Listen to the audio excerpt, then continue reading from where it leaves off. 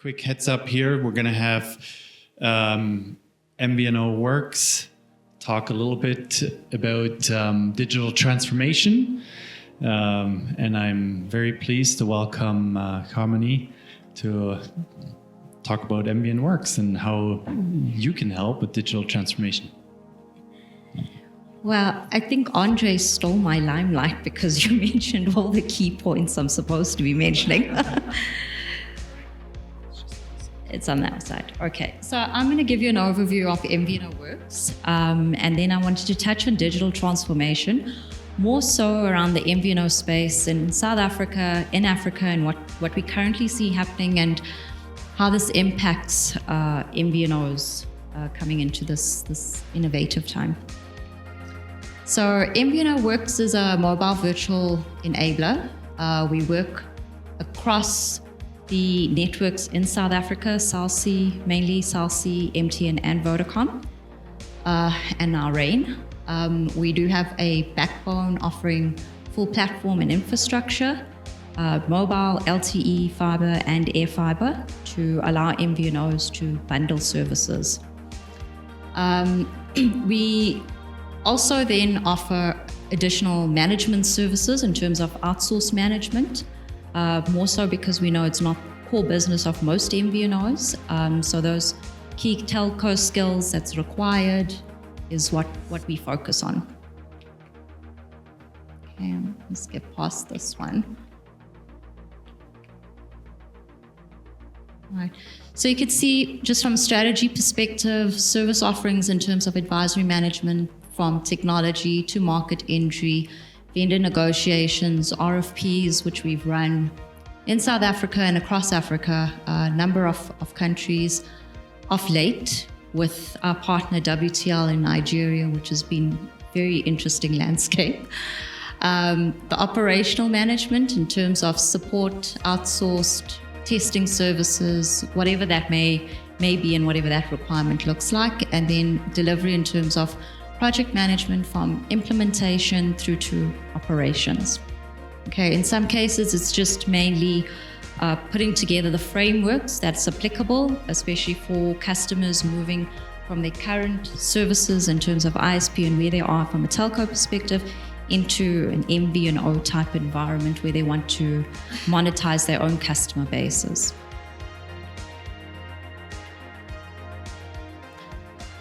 Just a landscape overview in terms of the verticals and what are the offerings in the ecosystem that MVNOs can make use of.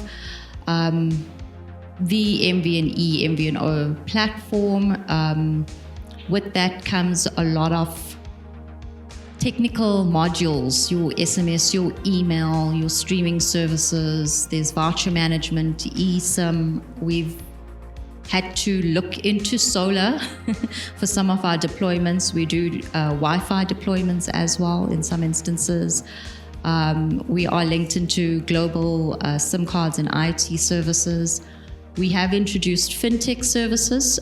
These are all white-labeled modules and can be handpicked and or utilized as an out-of-the-box scenario.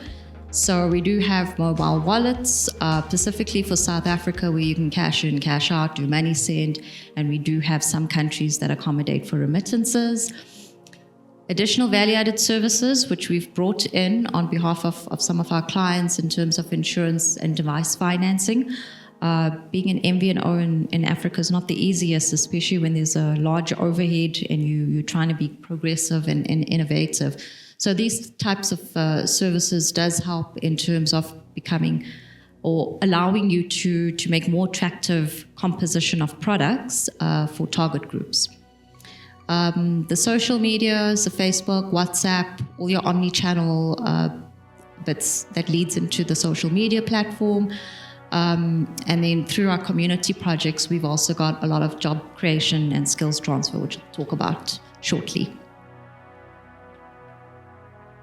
Okay. This is just a lovely overview of a lot of writing, but it's technically the technology stack that encompasses everything that we have to offer. It's multi-tenanted. Again, it runs across a couple of networks. We're also in Africa, so we also are able to launch you in some of those countries. And obviously we do the feasibility in country, because not every country in Africa is the greatest to, especially the Waka region, to try and do MVNO. But some of the key countries is Nigeria, Botswana, Kenya, Tanzania. Those are countries that we're currently working in. Again, just a little bit in terms of the additional services. One I left out is the NOx services, which are quite important. And then there's various modules really that can be incorporated in terms of what can be offered. We do have a full support team. We've got agents, and this is specifically to South Africa in terms of being able to support sales, marketing, as well as from a tech perspective. So if we need Wi-Fi deployments, fiber deployments, those are incorporated.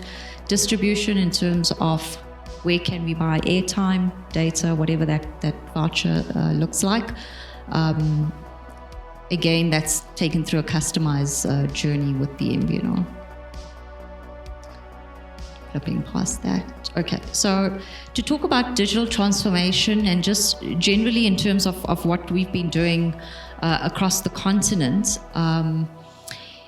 is we're having to adapt to new technologies, more so to improve services, customer management, and look at operational efficiencies. So I think, Andre, you've already touched on cloud-based services, omni-channels. We spoke about 5G in some of the earlier presentations and coverage there, but essentially you want these digital technologies to improve your operations. There's contrary to your uptake of voice, everybody else is saying data. And with that, you want to be able to have the digital technologies to allow your customers to be more interactive. And with that comes all the AI. So you want to be able to look at consumer behavior, you want to monetize that, and you want to have the engagement channels. So when I detailed this, we looked at 5G, what does that bring? IoT is a big thing. It's not as mature as we'd like it to be. Getting there. The commercials around it is debatable in some instances, but the general ones that we're looking at are the smart cities, and the vehicle tracking seems to be high. And those private 5G type networks generally help with this kind of environment. So being an MVNO doesn't necessarily mean that you're a general retail branded MVNO. You do get MVNOs that are IoT related specifically and are targeting particular segments. Cloud and edge computing, we've touched on that. I think Klaus has already talked about cloud-based and utilizing portability in that instance. So scalability, flexibility, cost efficiencies in terms of that environment is extremely important.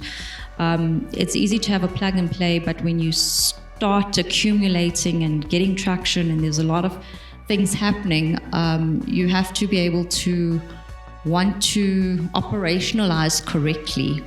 And then this leads into your architecture, without getting too much technical, but it leads into your architecture environment and what that looks like essentially. So cloud-based solutions become very important in this instance. The data processing, everybody wants to know, once you've got your consumer base, you want to look at your real-time analytics, you want to look at your performance, you want to be able to optimize on that and read it correctly for future growth, for marketing, whatever that may look like. Again, automation and IoT, AI services, extremely important. We see a lot of it happening now. It's still early, but as we've stated, till 2030, was it? that a lot of these services will be implemented. We see a lot of call centers doing this already in terms of chatbots. There's a lot of automation. It's very much a learning curve. You want to have that multi-language assistance as well, especially in the African continent. I don't know. I think South Africa is the only one that has 9 languages. But it's quite important for that that interaction. 11, yeah, I lose track with all the migration.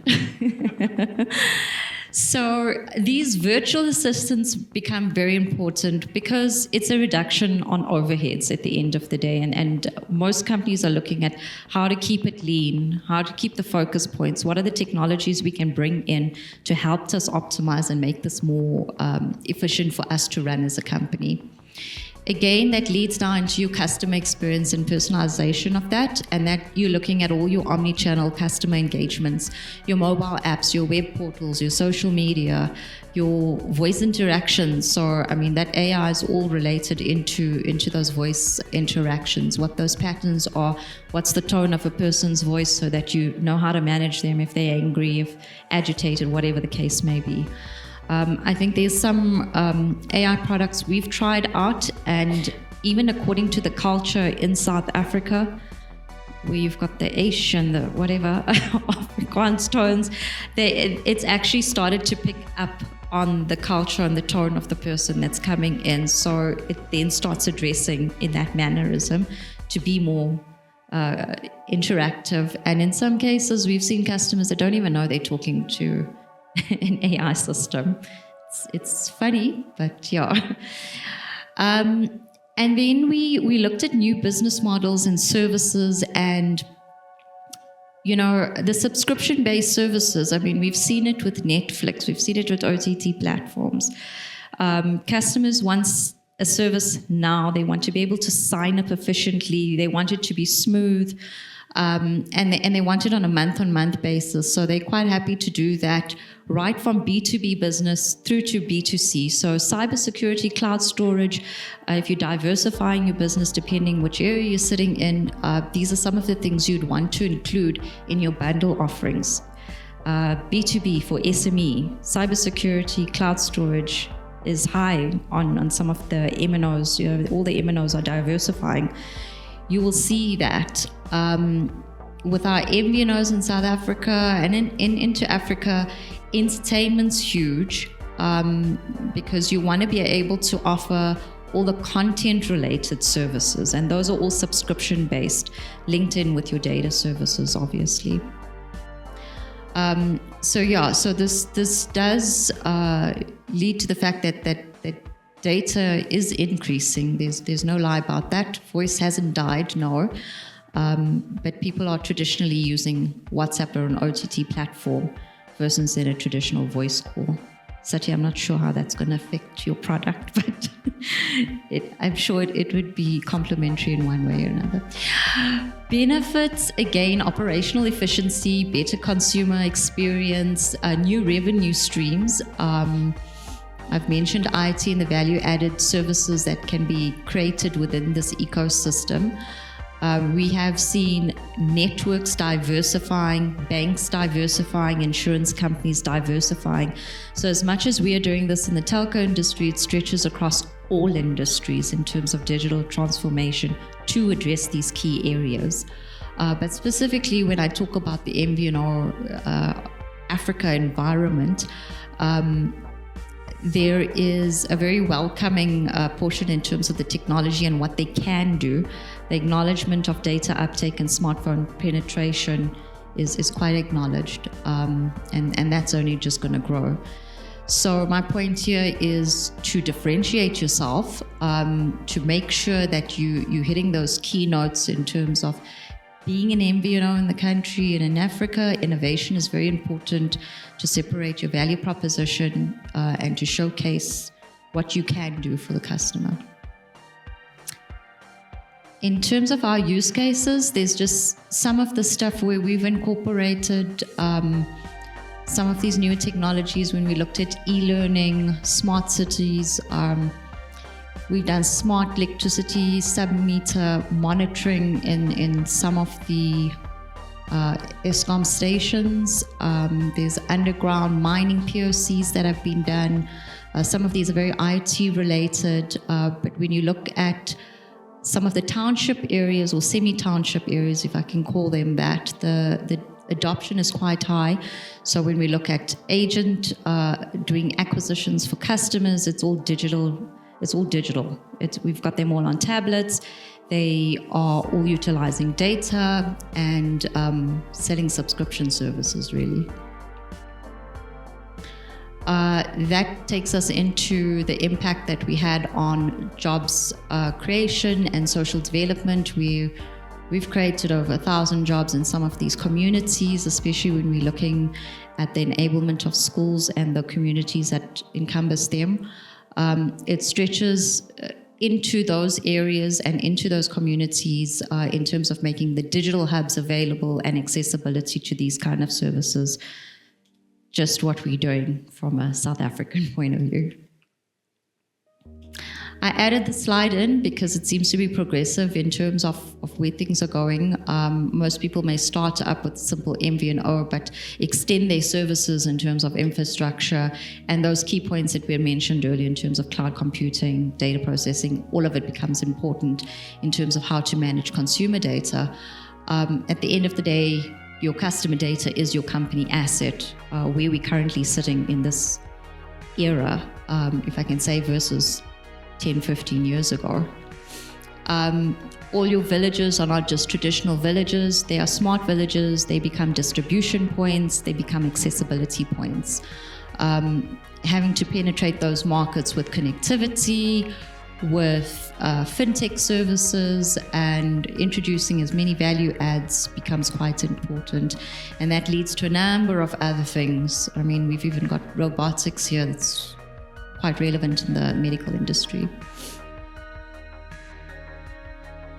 So we've done some interesting projects where we've had to end up, when I mentioned earlier, solar solutions, where we ended up putting in the solar solutions just to power up our internet services, but offered it as a combined service. But in that, there was a lot of digital enablement, meaning people had accessibility to e-learning, just from a simple perspective. And it's just where schools are right now. I don't know how many of you have kids, but I know my kids use Google, they are on Microsoft, and that's just currently how the trend has been moving. I've already mentioned the e-learning services. It's stretched into the agriculture sector, also very much IT related, and again into the social development.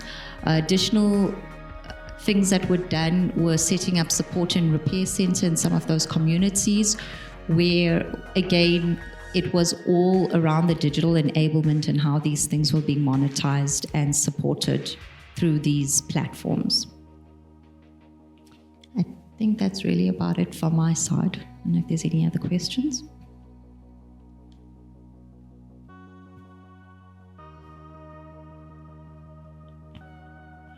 Great. Thank you so much. From our perspective, it's definitely interesting and valuable to partner with you guys, because we sometimes feel we get inquiries from MVNOs and they look towards the vendor, to us, to help them from a consultancy or advisory perspective.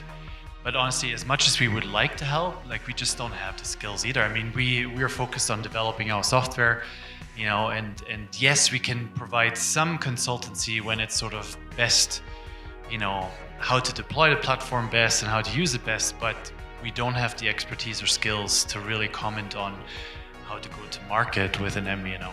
So yeah, it's interesting. South Africa was interesting.